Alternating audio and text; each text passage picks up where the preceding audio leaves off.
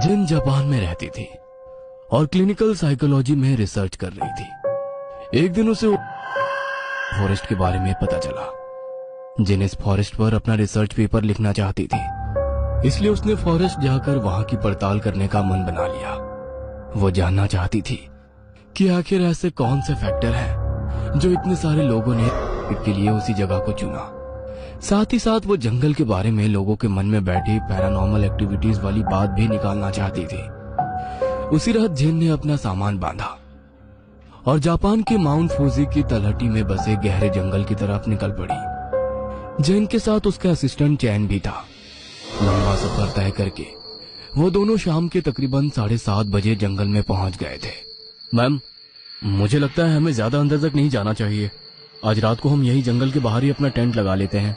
सुबह कोई गाइड ढूंढकर जंगल में घूमेंगे। नहीं चैंग, इस जंगल में कोई गाइड नहीं जाता और जो हम देखने आए हैं वो हमें जंगल के अंदर मिलेगा, बाहर नहीं। हम जंगल के अंदर चलेंगे और वहीं टेंट लगाएंगे। जिन और चैंग जंगल के अंदर की ओर बढ़ने लगते हैं। जंगल इतना घना था कि इसे पेड़ों का महासागर कहा जा सकता था। ऊंचे घने पेड़ों से ढका ये जंगल ऐसा था कि पूर्णिमा की रात होने पर भी जरा सी भी चांद छिटक कर अंदर नहीं आ पा रही थी। रात इतनी गहरी और काली भी हो सकती है, इसका एहसास आज पहली बार हो रहा था जैन को।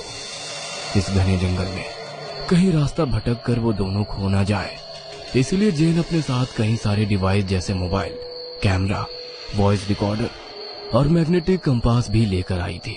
जंगल के अंदर कोई सुरक्षित सी जगह देखने में उन्हें तकरीबन 2 घंटे लगे। 2 घंटे बाद एक झील के किनारे उन्होंने अपना टेंट लगा लिया। जंगल में बहुत अंधेरा है, टॉर्च भी सही से काम नहीं कर पा रहा है। काफी थक भी गए हैं, आज के लिए यही रेस्ट करते हैं। जैन और चैंग अपने अपने टेंट में जाकर सो गए। दिन भर की थकान के कारण कुछ ही पलों में दोनों गहरी नींद में पहुंच गए। कुछ देर बाद जैन को ऐसा लगा जैसे वो कहीं खींची चली जा रही है।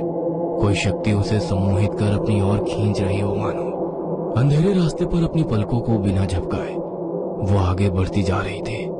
कुछ देर में वो किसी दलदल नुमा जगह पर पहुंच गई थी। उसके पांव दलदल में धंसते जा रहे थे। खुद को दलदल में धंसता देखकर अचानक ही जैसे उसका सम्मोहन भंग हो गया। अब वो दलदल से बाहर निकलने के लिए छटपटा रही थी। अचानक ही कीचड़ से 2 काले भयानक कंकाल नुमा हाथ बाहर आए और वे उसे और भी तेजी से दलदल के अंदर खींचने लगे। जैन अपनी पूरी ताकत